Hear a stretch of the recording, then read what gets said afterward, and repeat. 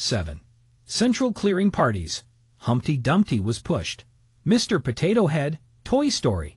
Central clearing parties, CCPs, take on counterparty risk between parties to a transaction and provide clearing and settlement for trades in foreign exchange, securities, options, and most importantly derivative contracts. If a participant fails, the CCP assumes the obligations of the failed clearing participant. The CCP combines the exposures to all clearing members on its balance sheet. Is there a risk that CCPs might fail? Euroclear is an international central securities depository, ICSD, which was designed to channel customer collateral to CCPs. In 2020, Euroclear published an article discussing the possibility of failures of CCPs, regulating the risks of CCPs, in which we find the following remarkable statements of panelists at Euroclear's collateral conference. Regulators around the world have demanded more capital, more collateral, and more clearing. And to a large degree, they now have what they wanted. And yet, despite the huge efforts undertaken by market participants, there are still two major concerns. The first is that financial regulations from different jurisdictions are not fully aligned with one another. And secondly, that the risks in the financial systems have been concentrated into central clearing counterparties, CCPs. These two issues come together in the upcoming regulatory push to devise resolution and recovery regime for CCPs around the world. The EU's push to create a recovery and resolution regime for CCPs has also created tensions between the clearing houses themselves and their clearing bank and asset manager members, as to who should pay what in the event of a collapse of these critical market infrastructures. But for the EU institutions, the red-lined SIC is that if a CCP fails, then the taxpayer will not be expected to pay.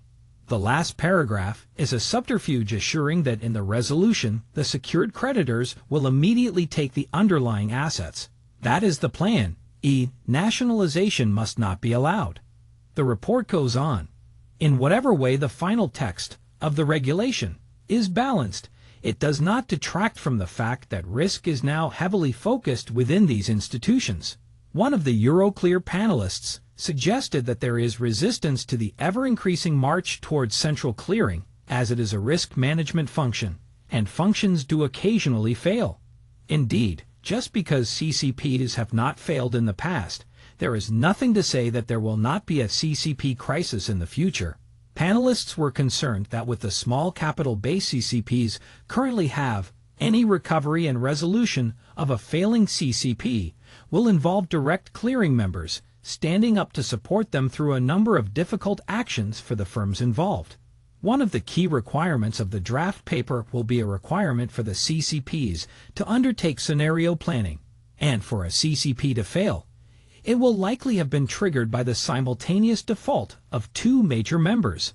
If a large CCP is in trouble because of its members' SIC default, then we will be having a banking crisis, says Benno Goris, Senior Director, European Public Policy at ISDA. In 2022, the Financial Stability Board, FSB, and the Committee on Payments and Market Infrastructures at the BIS published the report Central Counterparty Financial Resources for Recovery and Resolution, in which we find the following statements. In November 2020, the chairs of the FSB, the Committee on Payments and Market Infrastructures, CPMI, the International Organization of Securities Commissions, IOSCO, and of the FSB Resolution Steering Group, RESG, publicly committed to collaborate on and conduct further work on CCP financial resources in recovery and resolution. Such work would consider the need for, and develop as appropriate, international policy on the use, composition, and amount of financial resources in recovery and resolution to further strengthen the resilience and resolvability of CCPs in default and non-default loss scenarios.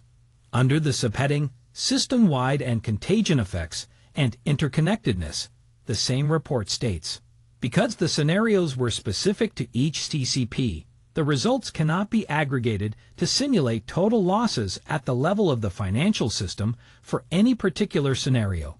Therefore, System-wide effects were not considered. The analysis did not take into account the underlying economic circumstances that could cause the simultaneous default of 4 clearing members at each of the 7 CCPs, the likelihood of such circumstances, or the potential impact of the same clearing members defaulting in multiple CCPs. Neither did the analysis endeavor to model second and later order effects of the scenarios that might result in wider market stress, including potential increases in margin requirements, liquidity pressure, and collateral scarcity. Finally, the analysis assumed that all non-defaulting participants continued to perform as they had committed to. Thus, this analysis provided by the Financial Stability Board of the BIS absolutely avoided contemplation of exactly what happens in a global financial crisis. The Depository Trust and Clearing Corporation, DTCC, operates 2 CCPs, both of which have been designated in the U.S. as systemically important financial market utilities, SIF-MUs. The following excerpts are from an article published by DTCC, with 3 of DTCC's clearing agency subsidiaries declared as systemically important financial market utilities, SIF-MUs.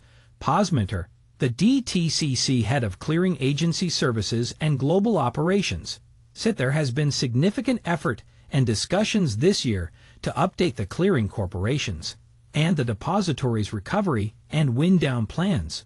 He asked panelist Stephen Pecchia, DTCC Managing Director, Recovery and Resolution Office, about the updated wind-down rules as well as some of the changes to the clearing agency loss allocation rules.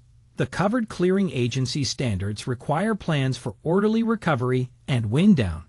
Pecchia said, "We would seek to wind down the failed entity and concurrently shift our services to a third party that has either stood up within the DTCC enterprise or would be some other third-party acquirer. What will happen is essentially a transfer of services. There would be some assignment of assets. There would be service agreements put in place between the failed clearing agencies as well as between the DTCC holding company and this new entity. Hopefully this is something we will never have to do, but we do need to be prepared," he said. As many of you know, what will drive this potentially happening may not be something we've seen historically, but the value comes in the planning. So something which has not been seen before will drive the imperative to start up a new CCP, and they are planning for it to happen.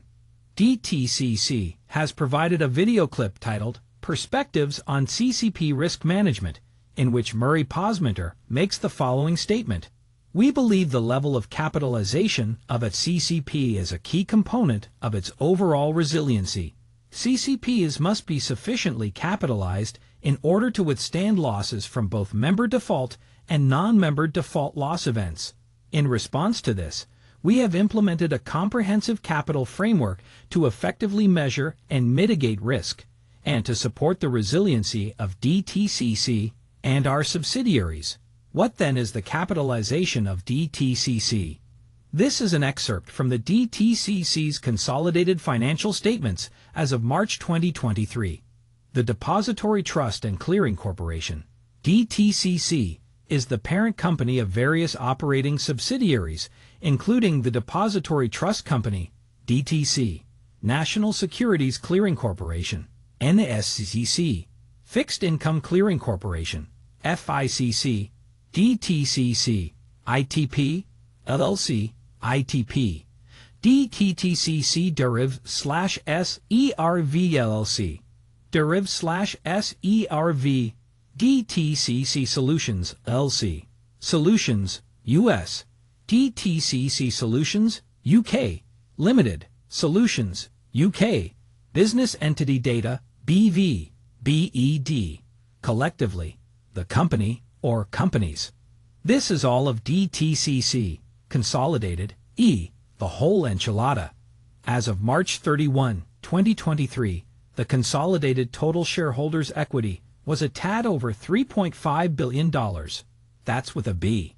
Now realize that this is the entire capitalization underpinning the Central Security Depository and CCPs for the entire U.S. securities market and derivatives complex.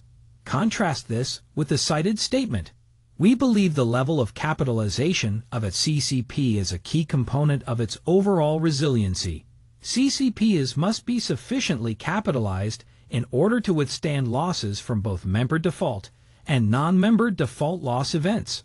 This is one of the many open deceptions which are unpleasant and inconvenient to see, and so readily dismissed. Now recall these excerpts from the exchange between the Legal Certainty Group and lawyers for the Federal Reserve. Question. EU. Is the investor protected against the insolvency of an intermediary, and if so, how? Answer. NY. Fed. An investor is always vulnerable to a securities intermediary that does not itself have interests in a financial asset sufficient to cover all of the securities entitlements that it has created in that financial asset. If the secured creditor has control over the financial asset, it will have priority over entitlement holders. If the securities intermediary is a clearing corporation, the claims of its creditors have priority over the claims of entitlement holders. So there we have it. In the collapse of the clearing subsidiaries of DTCC, it is the secured creditors who will take the assets of the entitlement holders. This is where it is going. It is designed to happen suddenly and on a vast scale. There are some further relevant statements in the article. DTCC details risk management approach. Much of the debate recently has focused on whether CCPs should make larger contributions of their own capital to the loss allocation waterfall as a way to make sure that their risk management is prudent and that they had their own skin in the game. An argument could be made that CCPs that are publicly traded may potentially not be aligned with the interests of owners and shareholders who also used its services. We felt it was very important to point out that this argument isn't applicable to DTCCs, CCPs, because in essence the source of our capital is our users, Posmenter said. We don't feel that putting an outsized portion of that capital at risk as part of our loss allocation waterfall would align our interests any better than they're already aligned with our owners and users. We look at that as a potential source of instability in a stressed market. He added, while we're in favor of having some of our capital in the loss waterfall, we think that having a very transparent methodology and a static percentage of our operating capital in the waterfall is what's most appropriate for us. As for resolution procedures, DTCC is opposed to pre-funding the default loss waterfall, although it does support pre-funding the operating capital needed to get a new CCP up and running in the event of a default. As we go through our recovery and resolution planning, we want to have the operating capital pre-funded to potentially start up a new CCP in the event of the resolution of one of our CCPs, Posmenter said. We definitely see the logic in having the operating capital to start up a new CCP pre-funded. There you have it. The CCPs are designed to fail. They are deliberately undercapitalized. The startup of a new CCP is planned and pre-funded. This construct assures that the secured creditors will take all collateral upon which they will have perfected legal control. The rule of law must prevail. We would have chaos otherwise. No one is above the law, after all. As a reminder of the structure, here is an excerpt from the Wikipedia article on DTCC. Most large U.S. broker-dealers and banks are full DTC participants, meaning that they deposit and hold securities at DTC. DTC appears in an issuer's stock records as the sole registered owner of securities deposited at DTC. DTC holds the deposited securities in fungible bulk, meaning that there are no specifically identifiable shares directly owned by DTC participants. Rather, each participant owns a pro rata interest in the aggregate number of shares of a particular issuer held at DTC. Correspondingly, each customer of a DTC participant, such as an individual investor, owns a pro rata interest in the shares in which the DTC participant has an interest. With the explanation provided by the Federal Reserve Bank of New York, see Chapter 3. You know what this means.